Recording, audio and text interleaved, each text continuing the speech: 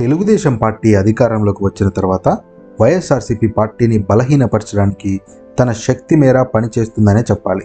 గ్రామ స్థాయి నుంచి జిల్లా స్థాయి నాయకుల వరకు ఎంతమంది వీలైతే అంతమందిని తమ పార్టీలోకి లాక్కొని వైఎస్ఆర్సీపీని లేకుండా చేయాలని ప్రయత్నిస్తున్నట్టుగా ఉంది.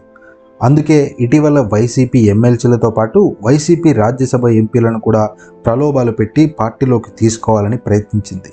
అలా ప్రయత్నించినప్పటికీ జగన్మోహన్ రెడ్డి ముందుగానే జాగ్రత్త పడటంతో పెద్దగా నష్టమైతే జరగలేదు. కానీ ఈ నాయకుల ఫిరాయింపులపై మాట్లాడిన రాష్ట్ర ముఖ్యమంత్రి చంద్రబాబు నాయుడు మాత్రం మేము విలువలతో కూడిన రాజకీయం చేస్తాం, అందుకే పదవికి పార్టీకి రెండిటికీ రాజీనామా చేసి వస్తేనే పార్టీలోకి చేర్చుకుంటామంటూ నీతులు వల్లించారు.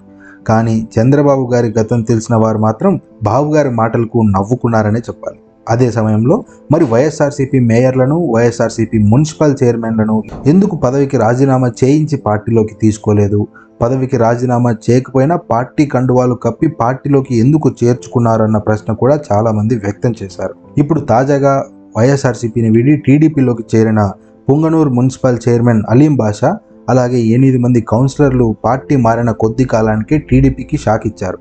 పార్టీలోకి చేర్చుకొని ఆ తర్వాత పట్టించుకోకపోవడంపై మనస్తాపం చెంది తిరిగి వైసీపీ ఎంపీ మిథున్ రెడ్డి ఆధ్వర్యంలో వైఎస్ఆర్సీపీలో చేరడానికి సిద్ధమయ్యారు. ఇటీవల ఎన్నికల్లో 11 సీట్లు మాత్రమే వైఎస్ఆర్సీపీ పార్టీకి వచ్చినప్పటికీ పెద్దిరెడ్డి కుటుంబం పోటీ చేసిన ప్రతి చోట గెలిచి ప్రస్తుతం వైఎస్ఆర్సీపీ పార్టీలో కీలకంగా మారడంతో ఎలాగైనా ఆ కుటుంబాన్ని దెబ్బతీయాలని చంద్రబాబు నాయుడు గారు గట్టిగా పట్టుదలతో ఉన్నారు. మాజీ మంత్రి పెద్దిరెడ్డి ప్రాతినిధ్యం వహిస్తున్న పుంగనూరులో ఆయన దెబ్బ కొట్టేందుకు మున్సిపాలిటీని హస్తగతం చేసుకోవడానికి టీడీపీ ఎత్తుగడ వేసింది.